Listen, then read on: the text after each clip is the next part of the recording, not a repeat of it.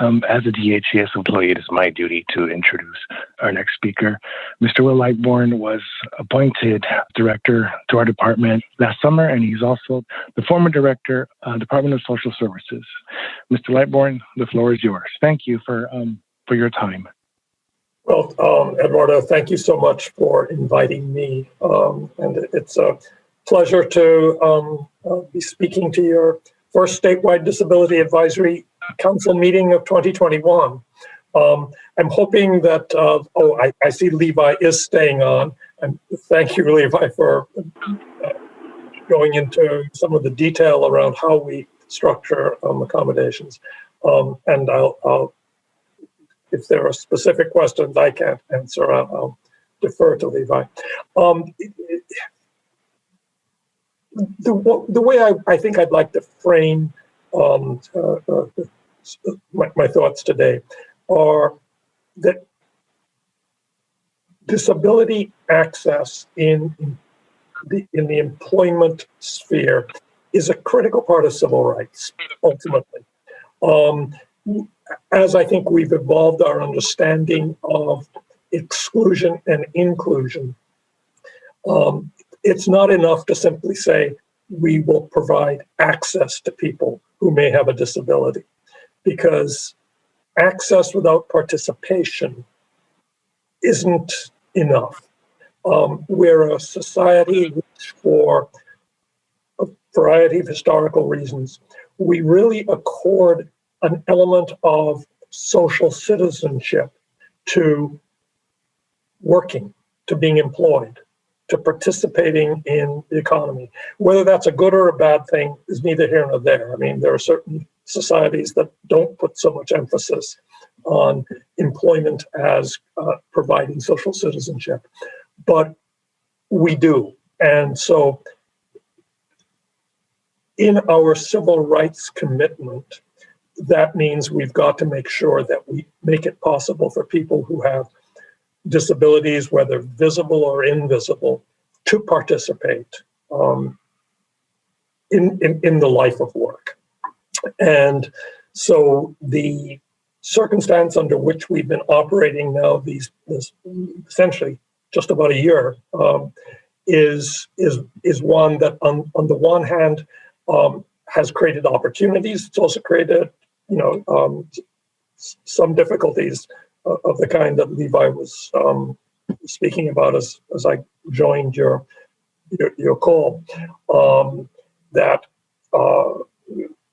accommodations that we've sort of historically been able to provide in the workplace now have to be translated to a home environment. And that's, for some people, I think it's been advantageous. For other people, that's meant that tools that they've been used to having access to, we've had to figure out how to extend them elsewhere. Let me just sort of put this in context a bit for the Department of Healthcare Services. We were a team of almost 4,000 employees, situated in offices, most in Sacramento, but in other parts of the state as well. And what we do is we make possible the delivery of healthcare services through largely the Medi-Cal program, but some other state programs. 13 million residents of the state, that's 1 in 3 people, get their healthcare through the work of the DHCS team. So it's by every consideration essential work. And as the pandemic sort of took hold, we quickly decided, yes, we had to continue operation, but we also had to do everything in our reach to sort of limit exposure to the virus. And so we've had 80% of the workforce essentially working constantly via telework from home. And of the remaining 20%, quite a few work part-time at home and then part-time in our various locations and offices.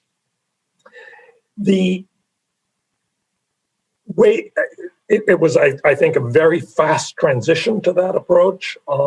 And I'm sure at the beginning, there were, I wasn't here, but I'm sure there were some bumps.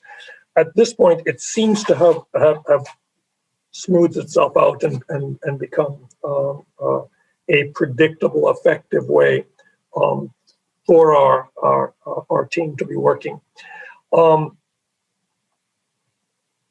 As DHCS, we have challenges external, and those turn into challenges internal.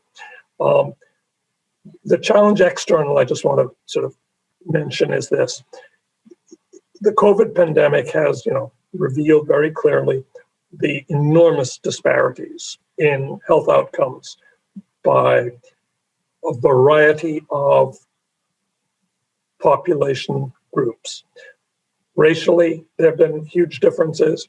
Age-wise, there have been huge differences. And it also speaks to the importance of people with disabilities having health outcomes that are different. And so we've committed ourselves as DHCS to say, we're going to do everything in our power over the next years to try to develop the strategies to close health disparities in the community. But to do that, we really also have to look internally at ourselves as an organization and assure that we are ourselves an inclusive, diverse organization that has the lens that can look outward and evaluate our programs, our services, our contractors, our managed care plans to ensure that they are delivering diverse, inclusive services to close health outcomes. So it makes it we have to make that commitment. I make that commitment that on the inside of our organization, our culture must not be a reflection of any dominant normative culture. It has to be a diverse culture. And we've sort of launched a series of processes and groups and engagements to try to chart the path to that. So that's sort of the context in which, as we now look to a future setting in which, hopefully, as the vaccinations are sort of become more widespread, as we sort of get herd immunity, as we come to the end of the pandemic as the emergency, we're going to be a changed system, a changed society, and a changed organization. And as we imagine that future, it's not going to be a return to any old normal. And that's a good thing, because the old normal was not particularly just. The new that we create has to, both in what we do in service to the state, as well as what we do internally to with our own teams, must be a more just future. Without being partisan or political, it's a bright, sunny day today. And there are many reasons to celebrate.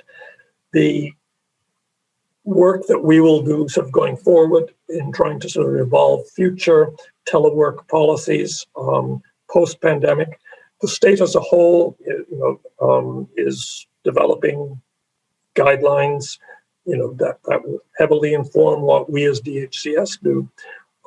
But we also want to sort of hold up the good things we have learned through the pandemic, both in terms of how medicine is now delivered across the state in different ways through telehealth. Equally, the work that we will do within the department regarding future telework and how we support that. To the extent that telework has presented unusual challenges for staff with disabilities, visible or invisible, I'm sure we'll continue to sort of learn how best to accommodate needs in a home environment that we used to think of primarily as being in a office work environment. it's work in both places, but there's office and there's home. And how we support that work in the home environment is something which I'm sure we haven't completely resolved all of the issues and challenges, but it's something that we're very committed to doing. So let me stop, because I know I'm just about to be out of time. And is there any key thing that folk want me to remark on before we end? Yes, thank you. I understand that you're really short on time. Do we have any quick questions for Mr. Lightbourne? Any quick questions? Please unmute yourself. Okay, nobody has. If you have any questions, send them my way. Thank you, Mr. Lightbourne. Thank you for your precious time. You're always welcome back here. Thanks you. Eduardo, and thank you for meeting you too. Thank you. Thank you, Director Lightbourne.